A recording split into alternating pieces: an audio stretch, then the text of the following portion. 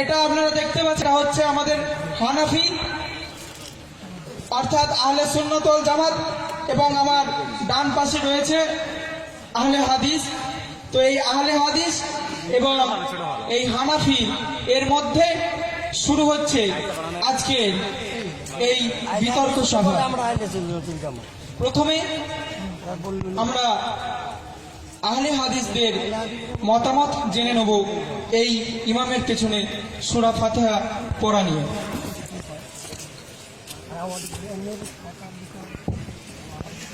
السلام عليكم ورحمة الله وبركاته. نحمده ونصلي على رسوله الكريم. أما بعد فأعوذ بالله من الشيطان الرجيم. بسم الله الرحمن الرحيم. فاقرؤوا ما تيسر من القرآن. الآية. وقال الله تبارك وتعالى في الموضع الآخر: وما آتاكم الرسول فخذوه وما نهاكم عنه فانتهوا. الآية. وقال النبي صلى الله عليه وسلم: لا صلاة لمن لم يقرأ بفاتحة الكتاب. الحديث أو كما قال عليه الصلاة والسلام. সম্মানীয় শ্রোতা মণ্ডলী, আমি একটা আয়াত পেশ করেছি, ওয়ামা আতাকুমুর রাসূলু ফাখুযু ওয়ামা নাহাকুম আনহু ফান্তাহু। অর্থাৎ তোমাদের রাসূল তোমাদের সামনে যেটা পেশ করেছে সেটাকে তোমরা আঁকড়ে ধরো, আর যেটা থেকে তোমাদের দূরে থাকতে বলেছে সেটা থেকে তোমরা দূরে থাকো। এখন আমাদের সামনে নবী নেই, রয়ে গিয়েছে তারা ছেড়ে যাওয়া কোরআন এবং হাদিস। তিনি দুটো জিনিস ছেড়ে গিয়েছেন, কোরআন এবং হাদিস। সেই কোরআন এবং হাদিসের দিকে আমরা তাকাবো, সেই কোরআন হাদিস কি বলছে আমরা দেখব। যদি আমরা কোরআন এবং হাদিসের দিকে তাকাই, আমরা দেখতে পাবো ইবাদতের মধ্যে সবথেকে উত্তম ইবাদত হলো নামাজ পড়া। এই নামাজ পড়ার ভিতরে অনেক আহকাম আছে। সূরা ফাতিহা পড়াও একটা আহকাম, আর একটা সূরা ফাতিহা পড়াও একটা আহকাম। কিছু একটা ছোট্ট জামাত আছে, তারা কি বলছে, না ইমামের পিছনে সূরা ফাতিহা পড়তে হবে না, এই বলে মানুষকে বিভ্রান্ত দিচ্ছে। কিন্তু একটা বিশাল বড় জামাত আছে, তারা কি বলছে, ইমামের পিছনে সূরা ফাতিহা পড়তেই হবে। শুধু এরা মূর্খের মতো বলে যায় না, এরা হাদিস কোরআন দিয়ে দলিল দিয়ে দেখিয়ে যাবে, প্রমাণ করিয়ে যাবে। কোরআনে কি বলছে আমরা দেখব। ফাকরাউ মা তায়াসসারা মিনাল কোরআন। তোমাদের কোরআন থেকে যেখানে সহজ হয় সেখানে পড়ো। আর আমরা সবাই জানি সূরা ফাতিহা আমাদের কাছে সহজ।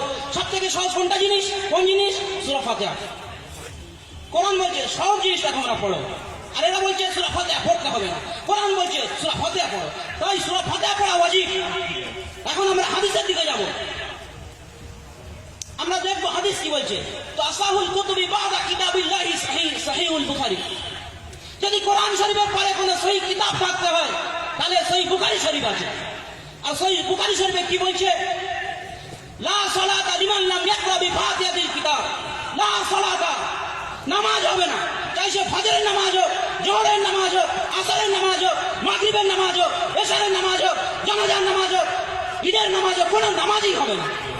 লিমান লা, কোনো ব্যক্তির নামাজ হবে না, চাই সে ইমাম হোক, চাই সে মুক্তাদি হোক, চাই সে একা নামাজ পড়ুক, চাই সে মেয়ে ছেলে হোক, চাই সে বেটা ছেলে হোক, চাই সে সফরে থাকুক, যে অবস্থায় থাকুক, কারোর নামাজ হবে না। লা সালাতা লিমান লাম ইয়াকরা বিফাতিহাতিল কিতাব, যে সূরা ফাতিহা পড়বে না। তাই একটা জামাত আছে, তারা কোরআন হাদিসের অপব্যাখ্যা করে। আমি বুখারী শরীফের একটা হাদিস বলবো, মান কাযাবা আলাইয়া মুতাআম্মিদান ফালইয়াতাবাওয়াহু মাকআদাহু মিনান নার। অর্থাৎ যে কোরআন হাদিসের অপব্যাখ্যা করলো তার ঠিকানা জাহান্নাম হয়। তার ঠিকানা কোথায় হবে? জাহান্নামে হবে। তাই আমি হানাফি ভাইদের কাছে দরখাস্ত করব, তারা কোরআন হাদিসের উপরে লক্ষ্য করে তার উপরে আমল করুক। এই বলে আমি আমার বক্তব্য সমাপ্তি করছি। এখন আমার হানাফি ভাইরা কি বলে দেখব।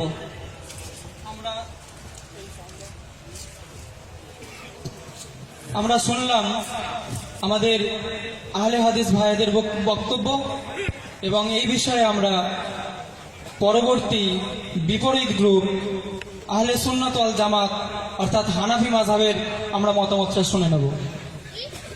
नहमदुहु व नसल्ली अला रसूलिहिल करीम अम्मा बाद अऊज़ु बिल्लाहि मिनश शैतानिर रजीम बिस्मिल्लाहिर रहमानिर रहीम व इज़ा कुरिअल कुरआन फस्तमि'ू लहु व अनसितू लअल्लकुम तुरहमून सदाकाल्लाहुल आज़ीम। আমাদের প্রতিপক্ষ ভাই আহলে হাদিস ভাইরা নিজেদের মশলাটাকে সাব্যস্ত করার জন্য কোরআন থেকে সূরা মুজাম্মিলের একটা আয়াত পেশ করেছেন, ফাকরাউ মা তায়াসসারা মিনাল কুরআন।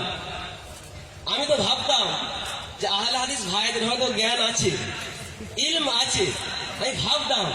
এখন সামনাসামনি হয়ে দেখছি কিছুই নাই, ভাঁড় ফাঁকা। তো এই যে সূরা মুজাম্মিলের আয়াতটা পেশ করেছেন, ফাকরাউ মা তায়াসসারা মিনাল কুরআন, এইটা নামাজ সম্পর্কেই নয়। এই আয়াতটা হচ্ছে সূরা ফাতিহা সম্পর্কে নয়, এই আয়াতটা হচ্ছে তাহাজ্জুদ সম্পর্কে। আমাদের আহলে হাদিস ভাইরা হয়তো জানেন না, ওরা তো তাফসীর মানেন না, কওলে খোদা কওলে রসুল এই দুটো ছাড়া তো মানেন না, পাবেন কোথা থেকে? অতএব এই আয়াতটা হচ্ছে তাহাজ্জুদের নামাজ সম্পর্কে, কোরআনের সূরা ফাতিহা সম্পর্কে নয়। এর দলিল কি আছে? আপনি তাফসীর খুলে দেখুন, তাফসীর ইবনে কাসির খুলে দেখুন, তাফসীরে রুহুল মাআনি খুলে দেখুন, তাফসীর লিল কাত্তান খুলে দেখুন। এখানে পরিষ্কার লেখা আছে। সব থেকে বড় কথা হলো এটাই যে ওনাদের নেতা, ওনাদের বুজুর্গ নাসিরুদ্দিন আলবানী, যে নাসিরুদ্দিন আলবানী কোনো কথাকে সহি বললে আমাদের আহলে হাদিস ভাইদের কাছে চূড়ান্ত, ওটাই সহি। ভুল বলুক আর ঠিকই বলুক। সেই নাসিরুদ্দিন আলবানী একটা কিতাব লিখেছে, কিতাবের নাম হচ্ছে সিফাতুস সালাতিন নবী। এই সিফাতুস সালাতিন নবীর মধ্যে পরিষ্কার লিখেছেন যে এই উক্ত আয়াত সূরা মুজাম্মিলের যে আয়াতটা আছে এটা হলো তাহাজ্জুদের নামাজের ব্যাপারে। তাহলে আজকে আমরা দেখছি আমাদের আহলে হাদিস ভাইরা ওনারা নতুন ভাবে প্রমাণ করছে এই আয়াত দিয়ে যে এটা হচ্ছে ইমামের পিছনে মুক্তাদিকে সূরা ফাতিহা করতে হবে, অথচ ওনাদের মুরব্বী বলে গেছেন যে এই আয়াতটা হচ্ছে তাহাজ্জুদের নামাজের ব্যাপারে। তাহলে এখন যদি ওনারা সত্যবাদী হন, ওনাদের মুরব্বী মিথ্যেবাদী, আর ওনাদের মুরব্বী যদি সত্যবাদী হন, এনারা মিথ্যেবাদী। ওনারা নিজেরাই ফায়সালা করবেন কে মিথ্যবাদী আর কে সত্যবাদী। এনারা যদি ঠিক বলে থাকেন, ওনাদের বুজুর্গ আলবানী সাহেব উনি মিথ্যুক, উনি যেহেতু বলেছেন, আর উনি যদি ভুল বলে থাকে তাহলে এনারা সঠিক, ওনারা নিজেরাই ফায়সালা করবেন। দ্বিতীয় নম্বর কথা হচ্ছে ওনারা একটা বুখারী শরীফ থেকে হাদিস পেশ করেছেন, লা সলাতা লিমান লাম ইয়াকরা বিফাতিহাতিল কিতাব। একটা প্রবাদ বাক্য আছে, চোরের মায়ের গলা লম্বা, একটা প্রবাদ বাক্য আছে যে উনি পেশ করেছেন লা সলাতা, কোনো নামাজ হবে না, ফজর ঈশা আসর যাই হোক না কেন, লিমান লাম ইয়াকরা বিফাতিহাতিল কিতাব, সূরা ফাতিহা পড়তেই হবে। হাদিস কোরআন তো বোঝার ক্ষমতা নাই, বুঝবে কোথা থেকে? এই হাদিসের মধ্যে লক্ষ্য করলে বুঝতে পারা যাবে যে হাদিসের মধ্যে পরিষ্কার বলা হয়েছে, মুহাদ্দিসিনরা বলেছেন ইমাম বুখারীর ওস্তাদ ইমাম আহমদ ইবনে হাম্বল রাহমাতুল্লাহ আলাইহি, ইমাম বুখারীর ওস্তাদ, ইমাম বুখারী হচ্ছে ছাত্র যিনি বুখারী শরীফ লিখেছেন। তো ওনার ওস্তাদ বলছেন তিরমিজি শরীফের 1 খণ্ড 71 নম্বর পৃষ্ঠার মধ্যে আছে, উনি বলছেন যে কওলি মা'নান নবী সাল্লাল্লাহু আলাইহি ওয়াসাল্লাম লা সালাতা লিমান লাম ইয়াকরা বিফাতিহাতিল কিতাব লিমান লাম ওয়াহদা, যে ব্যক্তি সূরা ফাতিহা পড়লো না তার নামাজ হলো না। লিমা ইউসাল্লি ওয়াহদা, কিন্তু সে যদি একা একা পড়ে তার নামাজ হয়ে যাবে। তিরমিজি শরীফ 1 খণ্ড 71 নম্বর পৃষ্ঠা আপনার কাছেই আছে, খুলে দেখে নেন। তারপরে এক লাইন পরেই বলছেন যে লা সালাতা লিমান লাম ইয়াকরা বিফাতিহাতিল কিতাব ইল্লা আন ইয়াকুনা ওয়ারা আল ইমাম, যে ব্যক্তি সূরা ফাতিহা পড়লো না তার নামাজ হলো না। ইল্লা আন ইয়াকুনা ওয়ারা আল ইমাম, আরবি বোঝার তো ক্ষমতাই না, কি বুঝবে? পড়ার ক্ষমতা নাই, বাংলা দু একটা চটি বই, একটা বই এনেছে, পরে বলবো, বাংলা বই এনেছে, দু একটা চটি বই পড়ে নিয়ে ওনার মুহাদ্দিস হয়ে যায়। আরবে বকরি চড়াতে গিয়ে মুহাদ্দিস হয়ে চলে আসে, কি মুহাদ্দিস হয়েছে। তো ওখানে পরিষ্কার বলা হয়েছে যে ব্যক্তি ইমামের পিছনে সূরা ফাতিহা পড়লো না তার নামাজ হলো না। ইল্লা আন ইয়াকুনা ওয়ারা আল ইমাম, যদি সে ইমামের পিছনে হয় সেটা ব্যতিক্রম, তার নামাজ হয়ে যাবে। তো ওনার দলিল এটাকে পুরো বাতিল। আমি ওনাকে দাবি করব যে আমি যে সমস্ত কথা বলেছি ওনার বিপক্ষে উত্তর দিয়েছি, আমার প্রশ্নের উত্তরগুলো দেবেন, এবং আমি আমার দলিলের সপক্ষে কোরআনের আয়াত পেশ করবো, মনোযোগ সহকারে শুনবেন। আল্লাহ পাক সূরা আরাফের মধ্যে বলেছেন ওয়া ইযা কুরিআল কুরআন ফাসতামিউ লাহু ওয়া আনসিতু লাআল্লাকুম তুরহামুন, যে যখন কোরআন পড়া হবে ফাসতামিউ, শোনো, ওয়া আনসিতু, চুপ থাকো, ফাসতামিউ, শোনো, কখন? যেগুলো হচ্ছে জেহরি নামাজ। ইমাম জাসসাস রাহমাতুল্লাহ আলাইহি তফসিরে আহকামুল কোরআনের মধ্যে কথাটা বলেছেন যে ফাসতামিউ মানে শোনো, কখন শোনো? জেহরি নামাজে, ঈশান নামাজ, ফজরের নামাজ এবং মাগরিবের নামাজে। ও আনসিতু এবং চুপ থাকো। কখন? সিররি নামাজে, যেটা হচ্ছে আপনার জোহরের নামাজ, যেটা হচ্ছে আসরের নামাজ। পরিষ্কার কোরআনের আয়াত দ্বারা প্রমাণিত যে ইমামের পিছনে মুক্তাদিকে কিছু পড়া যাবে না, চাই সে জেহরি নামাজ হোক, সিররি নামাজ হোক। আমি আমার প্রতিপক্ষ ভাইকে বলবো আমার কথার উনি উত্তরগুলো দেবেন, এবং যে আয়াতটা আমি তেলাওয়াত করে এবং প্রমাণ করেছি যে ইমামের পিছনে মুক্তাদিকে কিছু পড়ার দরকার নাই, ওই প্রশ্নটা উত্তর দেবেন আশা করি। প্রিয় শ্রোতামণ্ডলী, আমরা দেখছি আস্তে আস্তে বিতর্ক কিন্তু চরম পর্যায়ে পৌঁছে যাচ্ছে। আমরা দেখছি এক পক্ষ যখন কোরআন হাদিসের আয়াত ধরে উল্লেখ করছে, তখন বিপরীত পক্ষ কিন্তু ছেড়ে কথা বলছে না। তাই দেখতে থাকুন এই চরম বিতর্ক সভা। আমার পরবর্তী পক্ষ আহলে হাদিস ভাই আবার এটা খণ্ডন করবেন এবং তার উত্তর দেওয়ার চেষ্টা করবেন। সম্মানিত উলামায়ে কেরাম, এতক্ষণ আমাদের হানাফি ভাই আপনাদের সামনে অনেক কথা বলেছে কোরআন এবং হাদিস থেকে। তার আগে আমাদের হারুন ভাই অনেক কোরআন হাদিস থেকে দলিল দিয়েছে, সেটা কাটার জন্য অনেক চেষ্টা করেছে। আজাজিলের এলেম অনেক ছিল, কিন্তু তিনি শয়তান হয়ে গেছে। আমরা সবাই জানি कीड़ा माखुरा जैसे उसका कोई हैसियत नहीं है, वो बहस करने आया हमने। वो जो आयत बताया है, এখন যে আয়াতটা পড়ে আপনাদেরকে শুনিয়েছে, ওয়াইদা কুরিয়াল কুরআন ফাসতামিউ লাহু আনসিতু লাআল্লাকুম তুরহামুন, কোথায় নাজিল হয়েছে জানাই নেই মনে হয়। এই আয়াতটা নাজিল হয়েছে মক্কাতে। আল্লাহ নবী সাল্লাল্লাহু আলাইহি ওয়াসাল্লাম যতদিন মক্কাতে ছিলেন ততদিন পর্যন্ত নামাজের মধ্যে কথা বলা যাচ্ছিল। তারপরে মক্কা থেকে যখন মদিনায় এসেছে, মদিনায় আসার পরেও নামাজের মধ্যে কথা বলা যাচ্ছিল।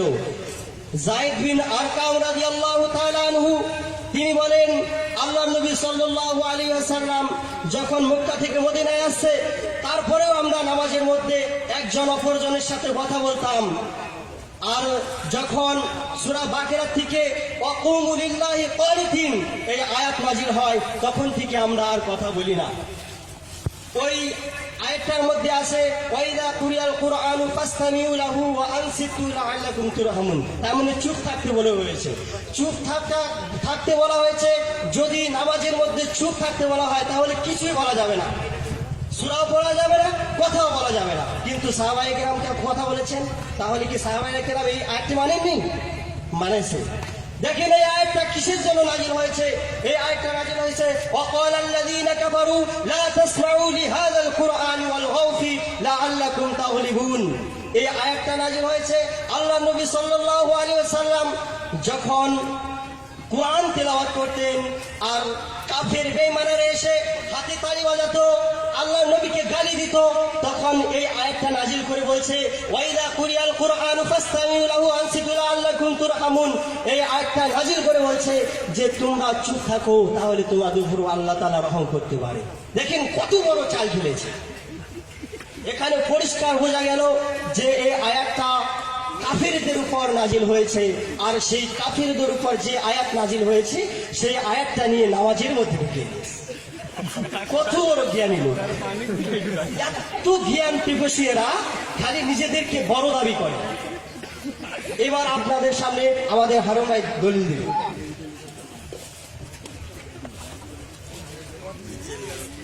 তার আগে আমি বলবো হানাফি ভাইরা কিছু বলতে যাচ্ছে, কিছু বলে নেই। বিসমিল্লাহির রহমানির রহিম। মূর্খরও একটা সীমা থাকে। আমি দেখছি মূর্খর এত মিউনিসিপালিটি চলে গেছে, তফসির সম্বন্ধে জ্ঞান নাই, মিথ্যা কথা বলছে, আবার জোর গলায় বলছে। আমি যে আয়াতটা পেশ করেছি, উনি বলছেন যে এই আয়াতটা হচ্ছে মাক্কি, আর আল্লাহ রাসূল সাল্লাল্লাহু আলাইহি ওয়াসাল্লাম মদিনাতে হিজরত করে যাওয়ার পরে সাহাবেকরা ওনার পিছনে কথা বলেছেন নামাজের মধ্যে। তো উনি প্রমাণ করতে যাচ্ছেন যদি মক্কার মধ্যে কোরআন পড়া নিষেধ হয়ে গেল, ওয়াইদা কুরিয়াল কুরআন ফাসতামিউ লাহু, মক্কার মধ্যে যখন চুপ থাকতে বলা হলো, তারপরেও মদিনাতে গিয়ে সাহাবেকরাম আল্লাহ রসুলের পিছনে নামাজের মধ্যে কথা বলছেন, তাহলে এটা বুঝে আসলো না। কথা বলছেন, এখানে মানা করা হলো, তাহলে ইয়াতটা নামাজ সম্পর্কে নয় বা কাফেরদের সম্পর্কে, এটা ওনারা বলতে যাচ্ছেন। কত বড় মূর্খ চিন্তা করুন। এখানে আমার কাছে তফসিরে তাবারি আছে। এই তফসিরে তাবারির মধ্যে ওয়াইদা কুরিআল কুরআন ফাসতামিউ লাহু ওয়া আনসিতু লাআল্লাকুম তুরহামুন, এই আয়াতটা পেশ করেছেন ইমাম জুহরি রাহমাতুল্লাহ আলাইহি। তারপরে উনি ব্যাখ্যা করছেন যে বলছেন এই আয়াতটা একজন যুবক আনসারী সাহাবাকে লক্ষ্য করে নাজিল হয়েছে। আনসারী সাহাবী আল্লাহ রসুল সাল্লাল্লাহু আলাইহি সাল্লামের পিছনে কিরাত করছিলেন, তো ওই সাহাবীকে লক্ষ্য করে আয়াত নাজিল হয়েছে। আনসারী সাহাবী, আর আনসার কোথায় পাওয়া যাবে? আনসার কখন হয়েছে? আনসার আল্লাহ রসুল যখন মদিনাতে হিজরত করে চলে গেছেন, যারা সাহায্য করেছিলেন সাহাবে কেরামের আল্লাহ রসুলের, তাদেরকে আনসার বলা হয়। তাহলে এই আয়াতটা আনসার সাহাবীকে লক্ষ্য করেই হয়েছে, ইমাম জুহরি রাহমাতুল্লাহ আলাইহি বলছেন। আর ওনারা মাক্কির ফতোয়া দিয়ে আয়াতটাকে বাতিল করার চেষ্টা করছেন। দ্বিতীয় নম্বর কথা, আমি যদি এই কথাটা মেনেও নিই যে আয়াতটা মক্কাতে নাজিল হয়েছে, আমি মেনে নিলাম, এরও আমাদের কাছে দলিল আছে। আল্লাহ রসুল সাল্লাল্লাহু আলাইহি সাল্লাম মক্কা থেকে মদিনা হিজরত করে চলে গেছেন। যাবার পরে উনি মক্কাতে আবার এসেছেন, আনসার সাহাবী এসেছেন আল্লাহ রসুলের সাথে, আল্লাহ রসুল নামাজ পড়িয়েছেন, আনসার সাহাবী আল্লাহ রসুলের পিছনে নামাজ পড়েছেন। তখন ওয়াইদা কুরিআল কুরআন ফাসতামিউ লাহু ওয়া আনসিতু লাআল্লাকুম তুরহামুন নাজিল হয়েছে। এর দলিল আমাদের কাছে একই তফসিরের মধ্যে আছে। তাহলে পুরো একদম ডাহা মিথ্যা কথা, তফসিলের জ্ঞান না থাকার কারণে এইসব কথা বলে। আর দ্বিতীয় কথা, আমার প্রতিপক্ষ ভাইরা প্রথমেই বলেছে, বলছেন যে আমাদের হারুন ভাই অনেক অনেক দলিল দিয়েছে। ভাই কটা দলিল দিয়েছে? মাত্র একটা। একটাকে অনেক অনেক বলা হয়? কথার মধ্যেও বোঝা যাচ্ছে যে একদম মূর্খ। দ্বিতীয় কথা, আমি ওনাকে প্রশ্ন করেছিলাম বুখারী শরীফের হাদিস উনি যে পেশ করেছেন, তার ক্ষেত্রে আমি তিরমিজি শরীফের হাদিসের হাওয়ালা দিয়েছিলাম, বলেছিলাম যে এই কথাটা হচ্ছে লিমান ইউসাল্লি ওয়াহদাহু, যে ব্যক্তি একা একা নামাজ পড়ে তার জন্য কোনো উত্তর আসেনি। দ্বিতীয় নম্বর কথা, এই আয়াতের ক্ষেত্রে আমি আরেকটা কথা বলবো।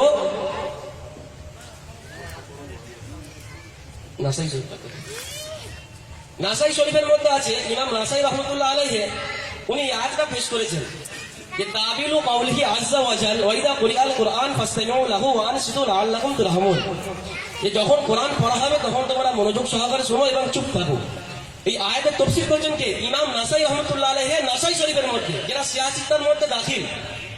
তো উনি ব্যাখ্যা করে নিচে হাদিস উপস্থাপন করছেন যে ইন্নামা জুইলাল ইমামু লিইউতাম্মা বিহি ফাইদা কাব্বারা ফাকাব্বিরু ওয়াইদা কারাআ ফাআনসিতু।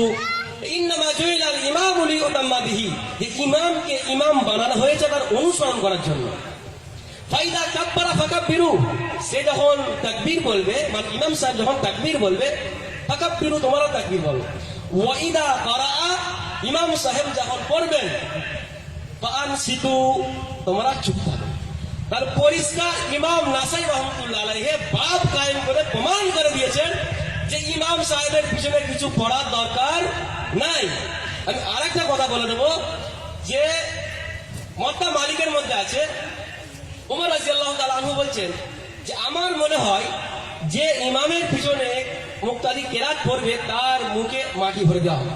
তা আমি তো বলবো আমাদের যারা আহলে হাদিস ভাইরা না মানতে চাচ্ছে না, তাদের মুখে ওইভাবে মাটি ভরে দাও।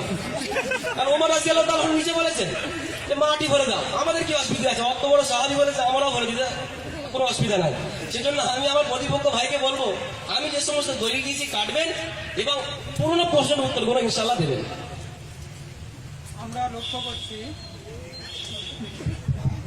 আমরা লক্ষ্য করছি কোরআন এবং হাদিসের আলোকে আমার বাম দিকে উপবিষ্ট এই হানাফি মাযহাব খুব কঠিন কঠিন চ্যালেঞ্জের সম্মুখীন হয়ে সেই চ্যালেঞ্জগুলোকে গ্রহণ করে তার সদুত্তর দিয়ে এই যারা শ্রোতা মণ্ডলী রয়েছে তাদের মধ্যে আপনারা দেখতে পাবেন, আমি ক্যামেরাম্যানকে অনুরোধ করব এটা দেখাতে, আহলে হাদিসদের দিকে চেয়ার পুরো ফাঁকা হয়ে যাচ্ছে আর হানাফি মাযহাবের চেয়ার পুরো ভরে যাচ্ছে।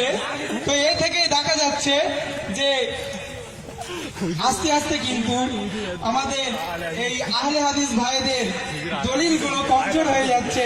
তাই আমি এই শ্রোতামণ্ডলীকে শেষ পর্যন্ত এই বিতর্কটা আমি দেখার জন্য অনুরোধ করব এবং শেষ ফলাফল আমরা দেখব যে কে সঠিক।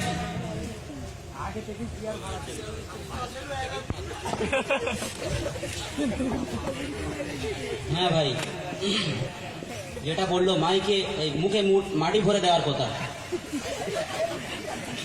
তো আমাদের যারা বড়রা তাঁরা বলেছেন, আর ওটা তো জয়ী হাদিস, তাঁরা বলেছেন যে মুখে মাটি ভরে দেওয়া ভালো, কিন্তু হাসরের ময়দানে আল্লাহ যদি বলে তুমি ইমামের পিছনে সূরা ফাতিহা পড়নে, সূরা ফাতিহা পড়নে, তাই তোমার নামাজ হয়নি, এরকম লজ্জার জিনিস থেকে এই দুনিয়ার বুকে মাটি ভরে দেওয়া অনেক ভালো। তো আমি হানাফি ভাইদের কাছে বলবো, যে বললো যে একটা মাত্র হাদিস পেশ করেছে ডাক্তার রাজেন্দ্র প্রসাদের সামনে, স্বাধীনতার পরে ডাক্তার রাজেন্দ্র প্রসাদের সামনে হেফজুর রহমান সাহেব বয়ান করেছিলেন, আর সেই বয়ানে বলেছিল এই ভারতবর্ষের নাগরিক হওয়ার জন্য রেশন কার্ড যথেষ্ট। আর আজকের মোদী কি বলছেন, এই ভারতের নাগরিক হতে গেলে आईडी नहीं चलेगा, आधार कार्ड नहीं चलेगा, ये नहीं चलेगा, वो नहीं चलेगा, क्या चलेगा? ये हनाफी এই মুদির দেশে থেকে মুদির মতো হয়ে গেছে, মানা সিফল নাই, এদের মানা সিফল নেই। যদি থাকতো তাহলে একটা হাদিসের উপরে, আমি বলছি যে একটা হাদিসের উপরে বিশ্বাস করতো, এখানে আসতো না, গাড়ি ভাড়া করে এখানে আসতো না, এই গাড়ি ভাড়া এই টাকা নিয়ে বিষ খেয়ে সেখানে পড়েই থাকতো। তো আমি এখন বলছি, আমরা শুধু একটা দুটো হাদিস পেশ করবো না, আমাদের কোরআন হাদিস থেকে অকাট্য দলিল আছে, হাজার হাজার দলিল আছে, যেটা সিটটা ভিতরে থাকে তিরমিজি শরীফ, মুসলিম শরীফ, সেগুলো থেকেও আমরা দলিল দেব। আমরা দেখবো তিরমিজি শরীফে কি বলছে। তিরমিজি শরীফে আমি সকলের সামনে আপনারা দেখতে পাচ্ছেন, এটা হলো তিরমিজি শরীফ। তিরমিজি শরীফে বলছে হান্নাদ রাদিয়াল্লাহু তাআলা আনহু, উবাদা ইবনে সামিত রাদিয়াল্লাহু তাআলা আনহু থেকে বর্ণিত, তিনি বলেন একদিন রাসূলুল্লাহ সাল্লাল্লাহু আলাইহি ওয়াসাল্লাম ফজরের সালাত আদায় করলেন, তখন কিরাতে তার অসুবিধা সৃষ্টি হলো। সালাত শেষে তিনি বললেন, তোমরা তোমাদের ইমামের পিছনে কিরাত পাঠ করো বলে মনে করছি। আমরা বললাম কসম আল্লাহর, হ্যাঁ ইয়া রাসূলুল্লাহ। তিনি বললেন এরূপ করবে না, তবে উম্মুল কোরআন সূরা ফাতিহা কথা ভিন্ন, কারণ যে ব্যক্তি তা পাঠ করে না তার সালাত হবে না। তাহলে কি বুঝতে পারলেন তিরমিজি শরীফে কি বলছে, যে সূরা ফাতিহা পড়ে না, ইমামের পিছনে যে সূরা ফাতিহা পড়ে না তার নামাজ হবে না। শুধু আমি একটা হাদিস দিয়ে আমি সমাপ্ত করব না, যেটা বুখারী শরীফে পরে যে দান, মুসলিম শরীফ, সবাই এক কথায় মানে মুসলিম শরীফ সহিহ কিতাব, সেই মুসলিম শরীফে বলছে ইকরা বিহা ফি নাফসিক, অর্থাৎ তোমরা মনে মনে সূরা ফাতিহা পড়ো, তোমরা মনে মনে সূরা ফাতিহা পড়ো। আরে ইমামের পিছনে আপনারা কি ভাবছেন সূরা ফাতিহা পড়তে বারণ করেছেন? বারণ করেন, সূরা ফাতিহা পড়ার কথা বলা হয়েছে, আর আজকের এরা মানছে না। তাই আমি হানাফি ভাইদের কাছে বলবো, তারা আরো কি বলতে চায় শুনবো। বিসমিল্লাহির রহমানির রহিম। আমাদের আহলে হাদিস ভাইদের আসলটা ভাই চিন্তা হবে, এরা দলিল দালালের দিকে না গিয়ে কখনো মোদির দরবারে, কখনো এর কাছে, কখনো এর অব্দি। আমাদের শরিয়াতের কথা চলছে একটা শরিয়াতের মশলা নিয়ে। এখানে আমাদের কর্তব্য হচ্ছে একটাই, যে কোরআনে পেলে কোরআন থেকে, হাদিসে পেলে হাদিস থেকে, হাদিসে না পেলে ইজমা থেকে, না হলে কিয়াস থেকে, কোরআন হাদিসকে লক্ষ্য করে। এই বিষয়টা নিয়ে আমাদের মূল নীতিকে মাথায় রেখে আলোচনা করার দরকার। আর মূল নীতি সম্পর্কে যারা বোঝেই না, তারা আমাদের সাথে কি বাস করবে, তারা আমাদের সাথে কি মোনাজারা করবে। উনি যে তিরমিজি শরীফ থেকে একটা হাদিস পেশ করেছেন, যে আল্লাহ রসুল সাল্লাল্লাহু আলাইহি ওয়াসাল্লামের পিছনে সাহাবা ইকরাম পড়েছেন, আল্লাহ রসুল জিজ্ঞাসা করলেন যে তোমরা কি আমার পিছনে কিরাত করছিলে? একটা সাহাবী বললেন যে ইয়া রাসূলুল্লাহ, হ্যাঁ পড়ছিলাম। আল্লাহ রসুল সাল্লাল্লাহু আলাইহি ওয়াসাল্লাম বললেন যে সূরা ফাতিহা ব্যতীত আর কিছু পড়বে না।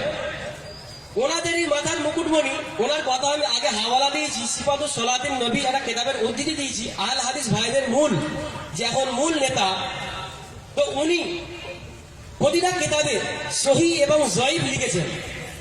সহি তিরমিজি এবং তার পিছনে জয়ীফ তিরমিজি লিখেছেন। যে সমস্ত তিরমিজি শরীফের মধ্যে সহি হাদিস আছে সেইগুলোকে সহি তিরমিজি নাম দিয়ে একটা আলাদা কিতাব লিখেছেন। আর তিরমিজি শরীফের মধ্যে যে সমস্ত হাদিসগুলো জয়ীফ সেইগুলো নাম দিয়ে একটা জয়ীফ তিরমিজি লিখেছেন। কে লিখেছেন? আমরা লিখিনি। আমরা লিখলে প্রশ্ন করার কথা হতে পারে, কিন্তু ওনাদেরই নেতা লিখেছেন, ওনাদেরই আলেম লিখেছেন। নাসিরুদ্দিন আলবানী কিতাবের নাম হচ্ছে সিফাতুস সালাতিন নবী। উনি জয়ীফ তিরমিজির মধ্যে ওই হাদিসটা নকল করেছেন। ওনাদেরকে এক গ্লাস পানিতে ডুবে মরা দরকার যে ওনাদের আলেমই যখন বলে দিল যে হাদিসটা জয়ীফ, আর তার শিষ্যর শিষ্যর শিষ্য হয়ে কি করে বলে সহি, ডুবে মরার দরকার। দ্বিতীয় নম্বর কথা হচ্ছে উনি একটা মুসলিম শরীফের হাদিস পেশ করেছেন। হাদিসটা পুরো পরিপূর্ণ পেশ করেনি, ইকরা বিহা নাফসিক পেশ করেছে। বলছে যে আল্লাহ রসুল সাল্লাল্লাহু আলাইহি ওয়াসাল্লাম বলেছেন, সাহাবায়ে কেরাম জিজ্ঞাসা করার পরে আল্লাহ রসুল বলছেন যে তোমরা মনে মনে পড়ে নিও, ইকরা বিহা নাফসিক, মনে মনে ভাবো, মনে মনে পড়ে নিও। আমাদের আহলে সুন্নাত ওয়াল জামাত এবং হানাফি মাযহাবের মশলাও এটাই, যদি কোনো ব্যক্তি নামাজ পড়ে, ধরুন আমি এখানে নামাজ পড়ছি, এখানে মাদ্রাসা দারুল উলুম মুহাম্মাদিয়া লেখা আছে, আমি নামাজ পড়তে পড়তে আমার নজর যদি ওইদিকে চলে যায়, আর আমি যদি মনে মনে পড়ে নিই, উচ্চারণ না করে মনে মনে পড়ে নিই, আমাদের নামাজ ভঙ্গ হবে না। তাহলে ওনার যে দলিল দিয়েছে এইরূপ দলিল ওনার, যদি মনে মনে কেউ ভাবে, মনে মনে পড়ে, আমাদের মশলাও এটা নাই, তার নামাজ হয়ে যাবে, ভাঙবে না। ওনারা নিজেদের মশলা নিজেই জানে না, বিপক্ষে হাদিস পেশ করছেন, নিজেদের মশলা মতো না। তো যাই হোক, আমার ভাই যে সমস্ত দলিল দিয়েছিলেন আমি প্রতিটা দলিলকে বাতিল করে দিয়েছি, একটা দলিলেরও উত্তর ঠিক মতো আসেনি। এবারে আমি আমাদের মশলা সপক্ষে কিছু হাদিস পেশ করবো, আমার ভাইরা শুনবেন আশা করি, আর লাস্টে মানার চেষ্টা করবেন, মানাটাই বেশিরভাগ ভালো হবে। সর্বপ্রথম মুসলিম শরীফের হাদিস পেশ করুন। মুসলিম শরীফ প্রথম খণ্ডের মধ্যে আছে লম্বা চওড়া হাদিস, আল্লাহ রসুল কাইফিয়ত বায়ান করছেন, নামাজের কাইফিয়ত বায়ান করছেন। পরিপূর্ণ হাদিসটা বায়ান করার পরে বলছেন যে ইমাম যখন তাকবীর বলবে তোমারও তাকবীর বলবে, ফাইদা কাব্বারা ফাকাব্বিরু, আর ইমাম যখন পড়বে, ওয়াইদা কারাআ, ইমাম যখন পড়বে, ফাআনসিতু, তোমরা চুপ থাকবে। সহিহ মুসলিমের সহিহ হাদিস। সহিহ মুসলিমের দ্বিতীয় খণ্ডে আছে লা কিরাআতা মাআল ইমামি শাইউন, যে ইমামের পিছনে মুক্তাদিকে কিছু পড়া যাবে না।